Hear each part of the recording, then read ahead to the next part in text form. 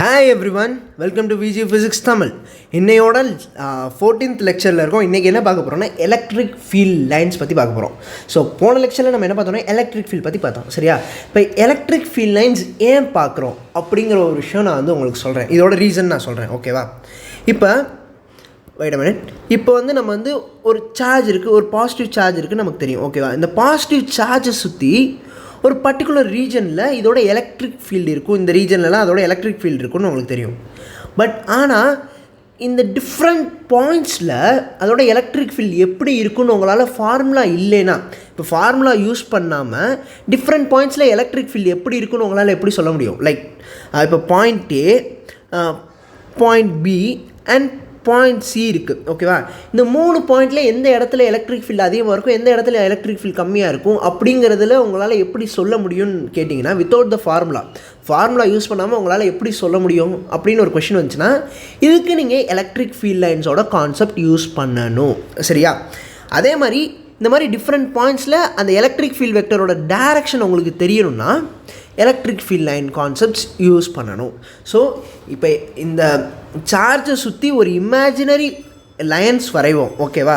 அதை தான் electric field லைன்ஸ்னு சொல்லுவோம். இது ஒரு கண்டினியூஸ் லைன்ஸ் மாதிரி இருக்கும். ஓகேவா? இப்படி இருக்கும்.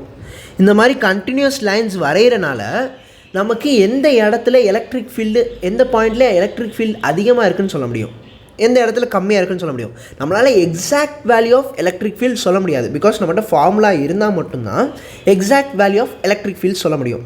ஓகேவா? பட் நம்மகிட்ட இப்போ ஒரு கம்பேரிட்டிவாக நம்ம சொல்லலாம் எந்த பாயிண்டில் எலக்ட்ரிக் ஃபீல்டு அதிகமாக இருக்கும், எங்கே கம்மியாக இருக்கும். அதே மாதிரி டிஃப்ரெண்ட் பாயிண்ட்ஸில் எலக்ட்ரிக் ஃபீல்டோட டேரக்ஷன் என்னவாக இருக்கும். பிகாஸ் எலக்ட்ரிக் ஃபீல்டு ஒரு வெக்டர் தானே. ஸோ அதோட டேரக்ஷன் என்ன இருக்குங்கிறதால அதால் சொல்ல முடியும். ஸோ இப்போ எலக்ட்ரிக் ஃபீல்ட் லைன்ஸ்னால் என்னென்னா, அது ஒரு எலக்ட்ரிக் ஃபீல்டை விஷுவலைஸ் பண்ணுறதுக்காக யூஸ் பண்ணுற ஒரு டூல். ஓகேவா? இந்த சார்ஜை சுற்றி எலக்ட்ரிக் ஃபீல்டு இருக்குதுன்னு நமக்கு தெரியும். ஓகேவா? இந்த சார்ஜை சுற்றி எலக்ட்ரிக் ஃபீல்டு இருக்குது. பட் ஆனால் அதை எப்படி இருக்குன்னு ஒரு விஷுவலைசேஷன் கொடுக்கறது தான் இந்த எலக்ட்ரிக் ஃபீல்ட் லைன்ஸுங்கிற கான்செப்ட். ஓகேவா? புரிஞ்சிருக்கும்னு நினைக்கிறேன். சரியா? இப்போ இங்கே என்ன கொடுத்துருக்காங்க நம்ம ரீட் பண்ணுவோம். Electric field vectors are visualised by the concept of electric field lines. இப்போ நான் சொன்னது தான். ஸோ எலக்ட்ரிக் ஃபீல்ட் லைன்ஸ் வரைஞ்சால் நம்ம எலக்ட்ரிக் ஃபீல்டோட கான்செப்டை இன்னும் பெட்டராக விஷுவலைஸ் பண்ண முடியும் அப்படிங்கிறாங்க. இதெல்லாம் உங்களுக்கு இப்போ என்னென்னு புரியலைன்னா விடுங்க. நான் இதுக்கப்புறம் நிறையா ரூல்ஸ்லாம் இருக்கும், அது வரையும் போது உங்களுக்கு நான் சொல்கிறேன். எலக்ட்ரிக் ஃபீல்ட் லைன்ஸ் வரைகிறனால ஒரு சார்ஜை சுற்றி இருக்கிற எலக்ட்ரிக் ஃபீல்டை எப்படி பெட்டராக புரிஞ்சிக்க முடியும் அப்படிங்கிறத பற்றி நான் உங்களுக்கு சொல்கிறேன். ஸோ ஃபீல்டு லைன்ஸ் அவ்வளோ இம்பார்ட்டன்ட். சரியா? உங்களுக்கு ஒரு நல்ல ஒரு புரிதல் கொடுக்கணுன்னா அந்த ஃபீல்டை பற்றி, எந்த ஒரு ஃபீல்டாக இருந்தாலுமே அந்த ஃபீல்டை பற்றி ஒரு புரிதல் நல்லா கிடைக்கணும்னா அந்த ஃபீல்டு லைன்ஸ் வரைஞ்சால் தான் உங்களுக்கு அதை பற்றி தெரியும். சரியா? இது எலக்ட்ரிக் ஃபீல்ட் லைன்ஸாக இருக்கலாம், மேக்னெட்டிக் ஃபீல்ட் லைன்ஸாக இருக்கலாம், எனிதிங் இட் கேன் பி. சரியா? They form a set of continuous lines which are visual representation of electric field in some region. So இது நம்ம இந்த எலக்ட்ரிக் ஃபீல்ட் லைன்ஸ் மூலிமா நம்ம என்ன பண்ணுவோம்னா, நம்ம நிறையா லைன்ஸ் வரைவோம். அது ஒரு விஷுவல் ரெப்ரசன்டேஷனாக இருக்கும் for the actual electric field, அந்த சார்ஜை சுற்றி இருக்கிறது. ஓகேவா? ஸோ இப்போ நம்ம எப்படி எலக்ட்ரிக் ஃபீல்ட் லைன்ஸ் வரைகிறதுங்கிறதோட ஒரு டெமான்ஸ்ட்ரேஷன் பார்ப்போம். சரியா? நம்ம போன லெக்சரில் பார்த்தோன்னா எலக்ட்ரிக் ஃபீல்ட் ஒரு டியூ டு பாசிட்டிவ் சார்ஜ் பற்றி நம்ம பார்த்தோம். லைக் இங்கே பார்த்தீங்கன்னா, இங்கே பாருங்களேன்.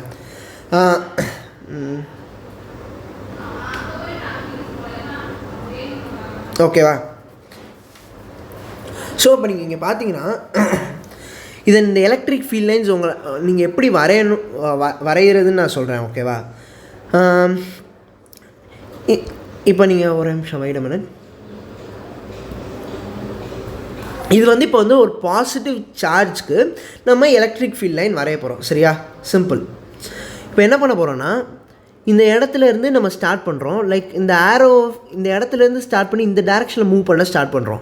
இப்போ நம்ம என்ன பண்ணணும்னா, இந்த ஆரோவை ஃபாலோ பண்ணிக்கிட்டே இருக்கணும்.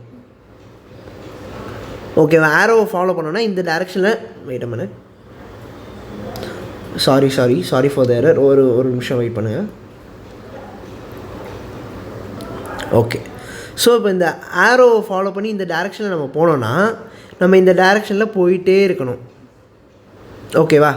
ஸோ அப்போ இந்த மாதிரி ஒரு லைன் ஃபார்ம் ஆகும். இந்த மாதிரி அதை வந்து வரைஞ்சிட்டே இருங்க. இப்போ இந்த டைரெக்ஷனில் நம்ம போகிறோன்னு வச்சுக்கோங்களேன், இந்த டைரெக்ஷனில் போகும்போது இங்கிட்டும் இழுக்கும். ஸோ நம்ம இப்போ என்ன பண்ணணும்னா இதை வந்து நம்ம ஸ்ட்ரெயிட் ரெண்டையும் பேலன்ஸ் பண்ணுற மாதிரி மூவ் ஆகணும்னா ஒரே வழி இது ஸ்ட்ரெயிட்டாக மூவ் ஆனால் மட்டும்தான். ஓகேவா? சிம்பிள். ஸோ இதோட டைரெக்ஷனுமே இந்த ரேடியலி அவுட்வர்ட்னா இந்த மாதிரி அவே ஃப்ரம் த சார்ஜ் போகிறது தான் ரேடியலி அவுட்வர்ட்னு சொல்லுவோம்.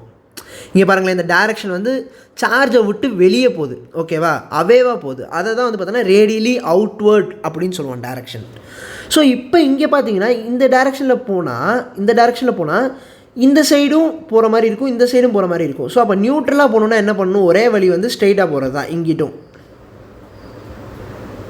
ஸோ இந்த மாதிரி ஸ்ட்ரெயிட்டாக போனோன்னா இதுவும் ரேடியலி அவுட்வர்ட் டைரெக்ஷன் தான். ஓகேவா? ஸோ இந்த டைரெக்ஷனில் போனால் இதுக்கு ஒரே ஒரு டைரெக்ஷன் தான். ஸோ இந்த ஆரோ நோக்கி நம்ம வரைஞ்சிக்கிட்டே இருந்தால் இந்த லைனை வரைஞ்சிடலாம். சரியா? ஸோ இதுவும் ரேடியலி அவுட்வர்ட் தான். அண்ட் இங்கேயும் மறுபடியும் நம்ம ஸ்ட்ரெயிட்டாக போனால் மட்டும்தான் ரெண்டு டைரெக்ஷனே வந்து காம்பன்சேட் பண்ண முடியும். சரியா? ஸோ இதுவும் வந்து ரேடியலி அவுட்வர்ட் தான். ஓகேவா? அதே மாதிரி மற்ற டைரெக்ஷன் நான் வரைகிறேன் பாருங்கள். ஸோ இப்போ நம்மளே வரைஞ்சிட்டோம்ல, இங்கே பாருங்களேன், இந்த மாதிரி நீங்கள் கண்டினியூஸாக நிறையா லைன்ஸ் வரையலாம். ஸோ நீங்கள் இப்படி லைன் போகும். ஸோ இந்த மாதிரி நீங்கள் கண்டினியூஸாக லைன்ஸ் வரையலாம். சரியா? ஸோ ஒரு பாசிட்டிவ் சார்ஜை சுற்றி எலக்ட்ரிக் ஃபீல்ட் லைன்ஸ் வந்து இப்படி தான் இருக்கும். சரியா? சிம்பிள்.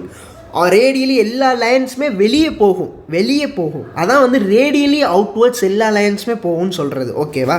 ஸோ இதே வந்து ஒரு நெகட்டிவ் சார்ஜ்னால எப்படி இருக்குன்னு பார்ப்போமா?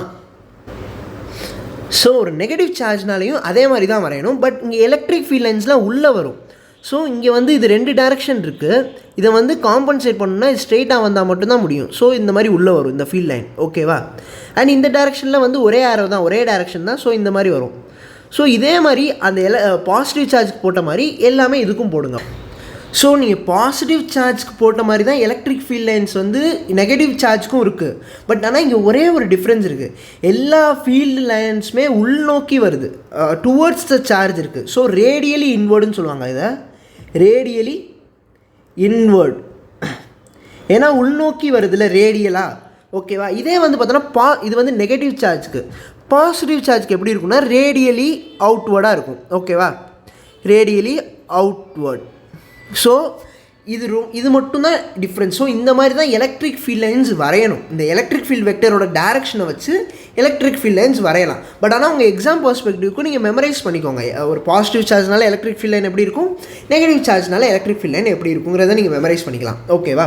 இப்போ நீங்கள் இதே வந்து ஒரு நிறையா சார்ஜஸ் வச்சு நீங்கள் அதனால கூட எலக்ட்ரிக் ஃபீல்ட் லைன் வரலாம். ஸோ இப்போ வந்து இங்கே வந்து பாசிட்டிவ் நெகட்டிவ், இதனால எலக்ட்ரிக் ஃபீல்ட் லைன் எப்படி இருக்கும்னு நீங்கள் பார்த்தீங்கன்னா இதே மாதிரி தான், இந்த சேம் ப்ராசஸ் தான்.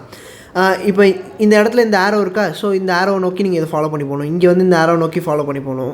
ஸோ இதே மாதிரி இந்த ஆரோ இந்த டைரெக்ஷன் போக சொல்லும். ஸோ இந்த ஆரோ உங்களை ஃபர்ஸ்ட் இந்த டைரெக்ஷன் போக சொல்லும், அப்புறம் இந்த சைடு திரும்புது. ஸோ இப்படி வந்துடணும். ஸோ ஃபர்ஸ்ட் வந்து இப்படி போகுது, அப்புறம் இப்படி திரும்ப சொல்லுது, இப்படி வந்துடுது. ஓகேவா? ஸோ இந்த மாதிரி நீங்கள் போயிட்டே இருந்தீங்கன்னா உங்களுக்கு இந்த மாதிரி லைன்ஸ் வரும். டியூ டு ஒரு பாசிட்டிவ் சார்ஜும் இருந்தால் நெகட்டிவ் சார்ஜும் இருந்தால் இந்த மாதிரி வரும். இதுதான் நீங்கள் புக்லேயும் பார்ப்பீங்கன்னு நினைக்கிறேன்.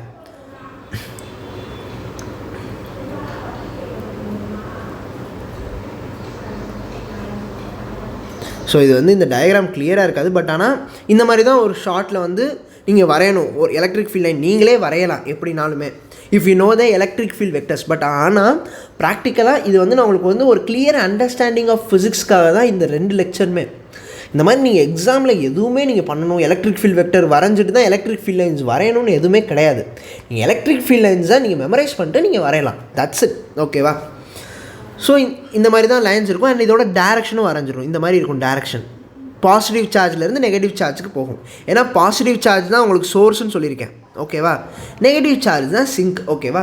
ஸோ உங்களுக்கு ஒரு எலக்ட்ரிக் ஃபீல்ட் லைன்ஸுங்கிறதோட பற்றி வந்து உங்களுக்கு ஒரு விஷயம் தெரிஞ்சிருக்குன்னு நான் நினைக்கிறேன். ஒரு பேசிக் அண்டர்ஸ்டாண்டிங் தெரிஞ்சிருக்குன்னு நினைக்கிறேன். ஸோ உங்களுக்கு வந்து எப்படி வரையணும்னு தெரிஞ்சிருக்கும். ஸோ எலக்ட்ரிக் ஃபீல்ட் லைன்ஸோட ப்ராப்பர்ட்டிஸ் வந்து நம்ம நெக்ஸ்ட் லெக்சரில் வந்து டிஸ்கஸ் பண்ணலாம். ஓகேவா? ஐ ஹோப் இந்த கடைசி 2 லெக்சர் வந்து இந்த லெக்சரும் போன லெக்சரும் வந்து உங்களுக்கு வந்து ரொம்ப ஒரு மாதிரி போரிங்காக இருக்குது, ரொம்ப புரிஞ்சுக்கிறதுக்கு அண்டர்ஸ்டாண்ட் பண்ணுறதுக்கு வந்து ரொம்ப கஷ்டமாக இருக்குன்னு நீங்கள் நினச்சிங்கன்னா ஒரி பண்ணாதீங்க. ஓகேவா? ஏன்னா நம்ம இது வந்து ரொம்ப இம்பார்ட்டன்ட் கிடையாது. பட் ஆனால் for the sake of learning ஃபிசிக்ஸை இன்னும் நல்லா புரிஞ்சுக்கிறதுக்காக தான் இந்த 2 லெக்சர்ஸுமே. அப்படி இல்லைனாலுமே நீங்கள் அடுத்த லெக்சருக்கு வாங்க, நம்ம எக்ஸாமில் என்ன எழுதணுங்கிறத வந்து உங்களுக்கு புரிய வச்சிடலாம். சிம்பிள். ஓகேவா?